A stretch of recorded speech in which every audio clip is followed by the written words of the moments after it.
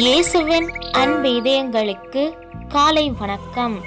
இந்த நாள் உங்களுக்கு ஆசீர்வாதமாக அமைய வாழ்த்துக்கள்.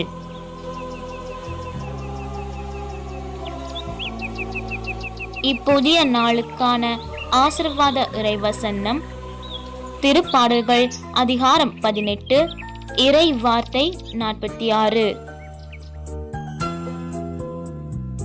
ஆண்டவர் உண்மையாகவே வாழ்கின்றார்.